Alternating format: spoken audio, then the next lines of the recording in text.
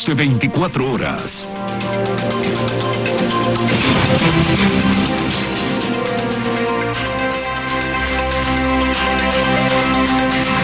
Damos la bienvenida en el estudio de los desayunos de 24 horas a Richard Martínez, ministro de Economía y Finanzas. Ministro, buenos días, bienvenido. Buenos días, Janet. 1.111 puntos de riesgo país. ¿Qué implica y qué significa eso para la economía nacional? Evidentemente no es el mejor escenario porque eso implica un costo de financiamiento mayor tanto para el gobierno nacional, pero también para los actores privados que están tras la búsqueda de recursos en el escenario internacional. Básicamente, empresas que buscan financiarse con recursos externos que hoy tendrán que pagar mucho más por ese costo de acceso a financiamiento cuando el país necesita ingreso de dólares. Por el lado del Estado, un riesgo país en ese orden ya se vuelve prohibitivo porque las tasas de interés que debería pagar el Estado son onerosas. Es por eso que hoy más que nunca toma valor el acuerdo con los multilaterales que el país firmó hace pocos meses porque nos ayuda a sostener fuentes de financiamiento de largo plazo y de bajo costo. Pero sin duda es una tendencia que tiene que revertirse con decisiones concretas. ¿Cuál es la diferencia entre los intereses que, por ejemplo, en este momento podría pagar el Ecuador con el riesgo país que tenemos ahora versus los multilaterales? Para poder saber con este riesgo país, si uno pudiera acceder al mercado, porque en estas condiciones no se puede acceder al mercado, si uno pudiera acceder al mercado, estamos hablando de tasas de interés que superan el orden del 13%. En diferencia, el Banco Mundial, el BID, el Fondo Monetario Internacional son entidades que nos entregan créditos a 25, 30 años con 7 años de gracia y a tasas de interés muy bajas que no superan el 4%, 3,5%. Esa es la diferencia de tener estos recursos y que nos permitan, insisto, sobre todo tener acceso a financiamiento, porque en las condiciones actuales no solamente es un tema de tasa, sino de acceso a financiamiento y eso es extremadamente complejo. Ahora, ministro, viendo el escenario, lo que molesta es, o lo que en este momento hace ruido, es que el Fondo Monetario Internacional y algunos multilaterales imponen ciertas medidas, ciertas decisiones, ciertos cambios en la estructura económica que golpean a determinados sectores y en eso pues no están de acuerdo. Ya vimos a la gente en las calles. ¿Qué alternativas tenemos? Creo que es muy importante lo que usted plantea, Janet. No es que se le impone al gobierno nacional. El gobierno nacional presenta un programa que considera que es viable y necesario, sobre todo para solucionar los problemas estructurales de la economía. Yo ayer decía en la Asamblea que las salidas son reducción de gasto o incremento de ingreso. No hay otras salidas. Si es que usted no reduce el gasto o no incrementa el ingreso, tiene que aumentar el nivel de financiamiento, es decir, tiene que endeudarse más. Y en consecuencia, eso es lo que ha planteado el gobierno nacional para el acuerdo con los multilaterales, optimizar la masa salarial, tener mayores recursos por el lado tributario y también tener un desmonte gradual de subsidios. El tema tributario naturalmente es un tema complejo, pero como ya conocemos, no pudimos avanzar con el decreto 883 como estaba previsto, que hubiese, por el otro lado, despejado una reforma tributaria. Yo creo que el camino en este momento es un camino en el que tenemos que encontrar equilibrios, entendiendo que el esfuerzo es un esfuerzo colectivo, es un esfuerzo de todos. Tiene que hacer un esfuerzo el Estado, eso se ve reflejado en el presupuesto general del Estado, pero hay límites, Janet. Tiene que hacer un esfuerzo el sector privado, particularmente las personas y empresas que más ingresos tienen, pero tiene que ser esto con un nivel de contrapesos que no afecte a la competitividad de esas empresas ni tampoco afecte a la capacidad de consumo de esas personas. Ahora, empecemos por el Estado, para luego pasar al proyecto que se va a presentar en la Asamblea Nacional. Y de lo que se estaba revisando, cómo se gasta el dinero, ¿no es cierto? La gente reclama que se debe invertir más en salud, que se debe invertir más en educación, pero cuando uno entra a ver en dónde gasta el Estado, gasta más en salud, gasta más en educación. En educación es más de 5.000 millones, en salud algo más de 3.000 millones. Pero hay que ver la calidad del gasto, ministro, y ahí vuelvo y le pregunto, por ejemplo, el Ministerio de Salud, que vemos tanto escándalo, que vemos que se dedican a comprar y a corromper a los funcionarios y a los comercializadores de medicinas, que compran medicina que no sirve para nada, que compran medicina en precios que no son los adecuados, y la estructura, ¿por qué no ha podido ser cambiada la estructura del Estado? En el Ministerio de Salud tenemos 2 viceministerios, 3 subsecretarías, 40 direcciones. Antes eran solo 2 subsecretarías y 10 direcciones. Es decir, ahí tiene usted donde recortar. Se necesita invertir más o dirigir más de ese dinero hacia la operación y no hacia la administración, que se está robando todo. Bueno, ese último criterio, Janet, creo que sí. A lo que voy es que efectivamente hay muchas zonas de ineficiencia que tienen que ser resueltas y yo creo que también hay que ver estos temas en perspectiva. Si usted analiza entre el mes de diciembre del año pasado y a la fecha, tenemos un proceso de optimización que ha hecho que no se renueven cerca de 20.000 contratos ocasionales, es decir, 20.000 contratos ocasionales que ya fueron terminados. Ese es un proceso de optimización. ¿Falta por hacer? Siempre el Estado puede optimizarse más. Y para el próximo año tenemos un nivel de reducción de la masa salarial que totaliza cerca de 500 millones de dólares. Es decir, son aproximadamente 4.9% del PIB lo que representa esa cifra. Pero también hay una realidad, Janet. Si usted hace en el mejor escenario una optimización de todo lo que usted ha planteado, que es un muy buen ejemplo, no soluciona o está muy distante de solucionar el problema estructural, que es el déficit que supera los 3.000 millones de dólares. Entonces, tenemos que efectivamente avanzar en la mejora de la calidad del gasto, pero también entender que hay unas restricciones. Yo ayer presentaba unas cifras en la Asamblea, Janet, para un poco entender dónde están las restricciones. Ya como país, esto no se trata del gobierno, de los unos, de los otros, del ministerio, esto es como país. Hay un nivel de cobertura de servicios básicos y elementales y derechos garantizados por el Estado ecuatoriano en educación primaria, en educación secundaria, en salud, en seguridad, también en acceso a la justicia, etcétera, ¿no es cierto? Todo eso totaliza cerca del 90% de la masa salarial. Entonces tiene usted educación, salud, policía, defensa, inclusión económica y social, y si a eso le suma todo el sistema de justicia, estamos hablando del 10%. ¿Que tiene que optimizarse? Sí, efectivamente. Por eso para el próximo año planteamos un nivel de optimización del 5%. Y yo también explicaba que se ha venido dando un proceso de optimización importante, particularmente en territorio. Hay muchas opciones para optimizar. Una de ellas es que varias entidades que operan en territorio tengan una misma central administrativa. Pues no conviene tener una estructura administrativa demasiado grande o que no está utilizando la capacidad total, ¿sí? Y la otra es que hay sitios en donde cierto tipo de entidades no necesitan presencia territorial. Correcto. Hablo particularmente por el Ministerio de Economía y Finanzas, que este año ha desmontado la estructura territorial para estar presente solamente en Quito y en Guayaquil, con una presencia mínima por efectos de operatividad y coordinación, evidentemente. Pero es muy distinto el escenario, por ejemplo, del Ministerio de Economía y Finanzas que el de Salud, naturalmente. Y en consecuencia el proceso de optimización es un proceso, como usted bien ha dicho, Janet, de calidad del gasto. Pero sí creo que es importante entender que ese mejoramiento en la calidad ya va siendo cada vez marginal, cada vez más difícil, y que vamos a llegar a un punto en el que tengamos que evaluar justamente cuál es el nivel sobre el cual tenemos que sostener esos servicios y ese acceso para las personas más pobres. Luego tenemos también la rigidez del presupuesto, Janet. Ayer en la Asamblea, en mi comparecencia, yo hacía un análisis muy sencillo respecto de las rigideces que tiene al margen del gobierno central todas las transferencias que tiene que hacer el gobierno nacional. Por ejemplo, en los GAT son cerca de 3.000 millones de dólares, en las universidades cerca de 1.000 millones de dólares.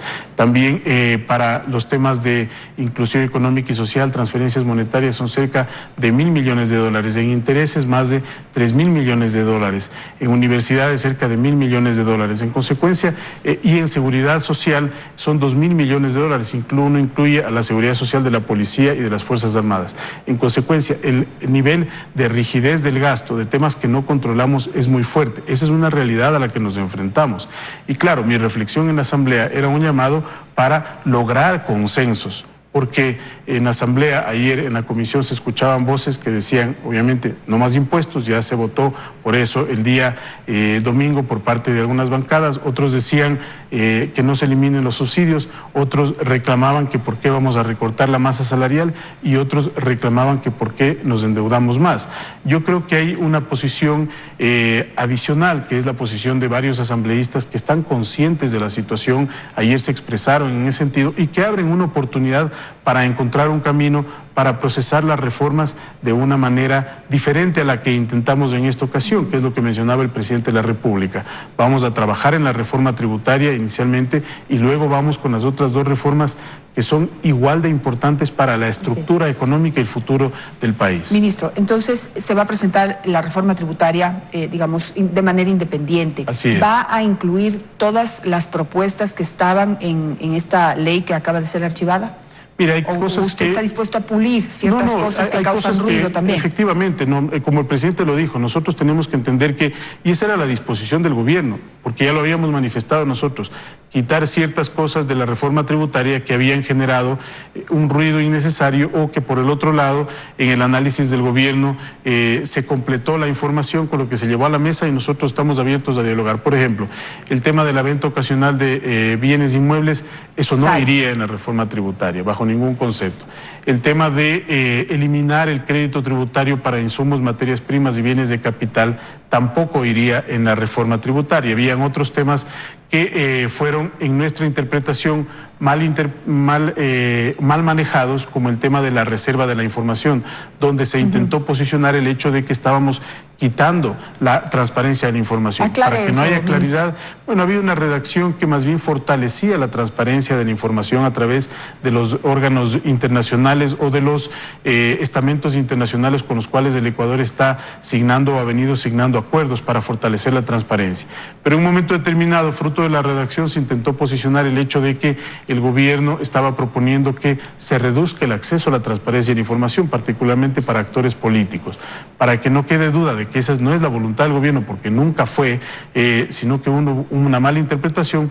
No estamos incluyendo eso y más bien reforzando el concepto. El tema también que generó particular atención era el relacionado con abrir más oportunidades para los microempresarios, para los pequeños agricultores, para subir la franja exenta en el impuesto a la renta único del sector agropecuario. Entonces, yo creo que es un trabajo que nos abre la oportunidad de haber debatido tanto el tema tributario en la comisión, que hoy tenemos elementos para perfeccionarlo y para tener un esquema tributario integral. Pero tampoco vamos a ocultar el hecho de que vamos a insistir en nuestras tesis democráticamente de que las personas que más ingresos tienen, hoy les estamos solicitando un apoyo para garantizar que podamos sostener las cuentas haciendo, insisto, un esfuerzo que empieza por casa, por el Estado ecuatoriano. ¿Cuáles serían, si nos puede repetir, cuáles serían esos impuestos nuevos que se crearían para que los más ricos paguen? No son nuevos impuestos o no hay nada nuevo que no haya sido discutido en la comisión, ¿no es cierto? Teníamos una contribución especial de las empresas que era gradual a partir de $1 millón y tenemos también el tema... Hagamos esta aclaración, por ejemplo, las empresas que ganan más de $1 millón o que tienen ingresos por más de $1 millón al año, ¿cuánto tendrían que pagar? Una empresa que tiene ingresos por $1 millón pagaría $1,000. ¿Sí? Entonces, nosotros, insisto, al inicio yo mencionaba que en todo tenemos que guardar un equilibrio, ¿no es cierto? Porque si nosotros pedimos una contribución, no podemos, hay gente que nos ha planteado que la contribución debería ser mucho más alta, que debería ser mucho más fuerte y que hoy es momento en que las empresas prácticamente dejen de ganar. Eso tampoco es sostenible. Hay que guardar un equilibrio para no afectar su competitividad y para garantizar una expectativa de rentabilidad de los inversionistas pequeños, medianos y grandes. ¿Para qué? Para tener la capacidad de contribución, de desarrollo productivo y de empleo y de emprendimiento. Pero yo creo que tiene muchas cosas positivas esta ley y también, por ejemplo, en el tema del tema de los gastos personales, en el caso del impuesto a la renta, se hizo importantes propuestas y planteamientos en la comisión para tener ciertas excepcionalidades, por ejemplo, para cierto tipo de enfermedades catastróficas, salud. Entonces, yo creo que es un proyecto que va a salir renovado, que ya incluye las observaciones, pero en los diálogos a nivel político que están a cargo de la cartera de Estado de la doctora Romo, obviamente vamos a escuchar, el presidente ha dispuesto eso, vamos a escuchar, va a haber reuniones en las próximas horas para entender cómo podemos llegar a un equilibrio y a un justo medio que no bloquee el proyecto, porque eso fue lo más complicado del proyecto que se bloqueó el domingo, se archivó el proyecto. Que no exista la posibilidad de analizar en el veto qué mejoras podemos hacer, ¿no? Ese fue el mayor efecto negativo, que se bloquea absolutamente todo. De 400 artículos, nosotros siempre creíamos que hay cosas que destacar, pero otras que pueden ser objetadas democráticamente. En consecuencia, creemos que este nuevo proyecto va a tener la capacidad, en los diálogos que se den en estas próximas horas, de viabilizarse y poder vetarse y llegar a acuerdos mínimos para avanzar. Ahora, ministro, con esto se sigue calculando que son 700 millones de dólares lo que se recaudaría. Se reduce un tanto por estas... por lo que se quita. Por estas concesiones que se están haciendo. Y porque la estructura va a depender también del periodo en el que se apruebe la norma, ¿no? Ya estamos cerca de fin de año y hay temas que, siendo de orden administrativo, pero también regulando en los ingresos del ejercicio fiscal 2020, pudieran verse en 2021. Todo eso se está trabajando, pero sí se reduce la meta, que antes era un tanto más de 700 millones, estamos hablando de una meta inicial que nosotros hemos visto de cerca de 500 millones de dólares. Preguntas puntuales por cuestión de tiempo. ¿Se mantiene el acuerdo con el Fondo Monetario Internacional a pesar de los cambios? Sí, se mantiene y de hecho tiene que encontrarse, como ya había dicho, un nuevo equilibrio. El escenario hoy es un escenario que tiene que estar acompañado de un plan de trabajo que nos permita embarcarnos en la ruta que ya ha planteado el Gobierno Nacional: reformas tributarias para sanear la economía, reformas al Código de Planificación y Finanzas Públicas para sostener estos cambios y estos ajustes estructurales a mediano y largo plazo, y el tema monetario para garantizar los pesos y contrapesos en el Banco Central. Pero se mantiene el acuerdo. El día de ayer tuvimos diálogos al más alto nivel con las autoridades del fondo y creo que es positivo también el hecho de saber que ese acuerdo se mantiene, la voluntad de acompañar al Gobierno Nacional y que en las próximas semanas podamos ya presentar un nuevo rostro de ese acuerdo. Ahora, se necesitan conseguir más recursos. Empezamos hablando de 1.400 millones de dólares al año, ahorita vamos en 600 y pico, entre 600 y 700, ¿no es cierto? Quisiera que usted me quite algunas dudas por planteamientos que se hacen desde algunas esferas, pero no veo por qué no trascienden, por qué no se procesan. Una, dicen que por qué no se renegocia la deuda con los chinos. ¿Se puede hacer eso? Mire, el reperfilar la deuda se puede hacer digamos, ya lo hemos venido haciendo, se puede hacer con todos. En el caso de China estamos trabajando activamente para encontrar un nuevo equilibrio. Lo que no se puede hacer es lo que muchas personas quisieran, que se hagan operaciones hostiles y de un momento a otro caer en un default. Eso este gobierno no lo va a hacer. Pero son cosas que toman tiempo, fíjese y hay que encontrar las condiciones de mercado también. En el caso del reperfilamiento que hicimos a mediados de año, para los bonos 2020, tuvimos que encontrar las condiciones de mercado que nos permitan que sea una operación financieramente exitosa y legalmente viable también. Pero logramos desmontar para el año 2020 los 1.500 millones que teníamos que pagar. En el caso de China concreto, sí estamos trabajando en ello, estamos teniendo acercamientos con las autoridades porque hay varias formas de lograr que el perfil de vencimientos con ese país en función de las líneas de crédito que se ha obtenido sea mucho más acoplado a lo que necesita el Ecuador en este momento. Segundo, se dice que por qué no se elimina la intermediación petrolera. Son $4 por barril de petróleo, esos son $2 millones diarios, mis cálculos me dicen que son 800 millones de dólares al año. ¿Se puede hacer eso? ¿Existe? ¿Quiénes son estas personas que se llevan esos $4? ¿Son 4 personas? ¿Son varias personas? Bueno, ¿se incluye personas del gobierno? No sé, ¿cómo funciona esto? Yo no creo que incluya personas del gobierno, eso ya sería un peculado, ¿no? Lo que no Lo que creo que hay que hacer en este caso es un análisis integral. Yo no estoy en condiciones de responder esa pregunta tan específica que atañe al campo de la comercialización petrolera. Creo que es el ministro del ramo el que tiene que aclarar. Y evidentemente, si es que hay la posibilidad de hacerlo, nosotros tomaremos esa decisión. Desconozco el caso en particular, creo que es importante que el ministro de Hidrocarburos entrante nos dé su visión al respecto, pero todo aquello que permita optimizar, insisto, menores gastos o mayores ingresos, nosotros estamos dispuestos a avanzar en ese sentido. Y última pregunta, ¿se está trabajando en la focalización del subsidio a los combustibles? Sí, efectivamente. ¿Ambos, ya inició, extra y diésel o solo extra? Por el momento extra. En el caso del diésel hay que hacer un análisis mucho más profundo o de manera más acelerada en este momento en la extra, que es donde el uso del tipo de gasolina, de combustible, está relacionado con el uso particular de los vehículos particulares.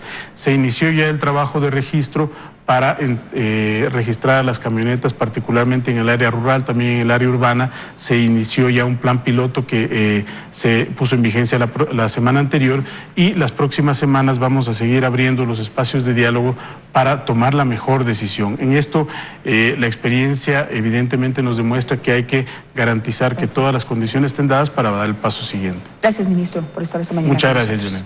Vamos a un corte comercial. Al regreso nos acompañará el asambleísta de Creo, Melo Castañeda, para hablar de este mismo tema. No se vaya.